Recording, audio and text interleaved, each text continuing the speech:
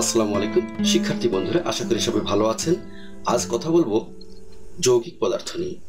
প্রথমেই আমরা জেনে নেব যৌগিক পদার্থ কাকে বলে বা যৌগিক পদার্থ কি। আমরা জানি যে পদার্থকে রাসায়নিক উপায়ে বিশ্লেষণ করলে দুই বা ততোধিক মৌলিক পদার্থ পাওয়া যায়, সেই পদার্থকে আমরা যৌগিক পদার্থ বলে থাকি। অথবা একটু ভিন্নভাবে আমরা বলতে পারি, যে পদার্থ দুই বা ততোধিক মৌলিক পদার্থ দ্বারা গঠিত, সেই পদার্থকে আমরা যৌগিক পদার্থ বলে থাকি। শিক্ষার্থী বন্ধুরা, যেমন পানি একটি যৌগিক পদার্থ,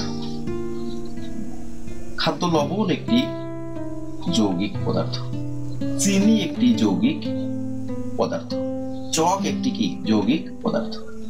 তাহলে পানিকে আমরা যৌগিক পদার্থ বলছি কেন? পানিকে যদি আমরা রাসায়নিকভাবে বিশ্লেষণ করি তাহলে এখানে দুইটি মৌলিক পদার্থ পাই। একটি হচ্ছে কি হাইড্রোজেন, আর একটি হচ্ছে কি অক্সিজেন।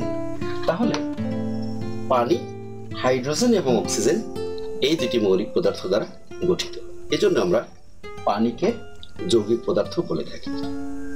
শিক্ষার্থী বন্ধুরা, তাহলে খাদ্য লবণকে আমরা আসলে যৌগিক পদার্থ বলে থাকি কেন?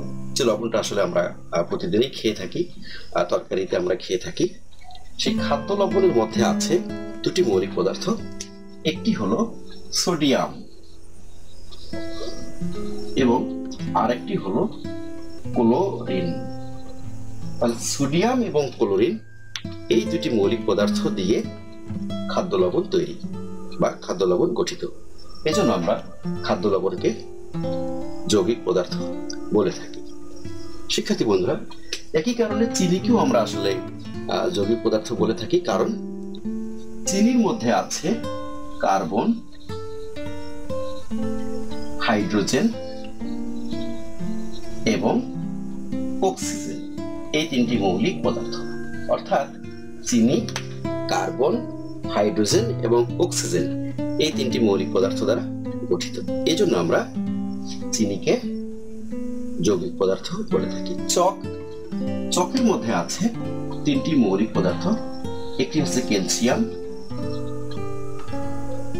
একটি হচ্ছে কার্বন এবং আরেকটি হচ্ছে অক্সিজেন। তাহলে চকের মধ্যে আছে ক্যালসিয়াম, কার্বন এবং অক্সিজেন, এই তিনটি মৌলিক পদার্থ, এজন্য আমরা চককে কি বলতে পারি? যৌগিক পদার্থ বলতে পারি। শিক্ষার্থী বন্ধুরা, এরকম অনেক যৌগিক পদার্থ আমাদের আছে। শিক্ষার্থী বন্ধুরা, তাহলে যৌগিক পদার্থ কি?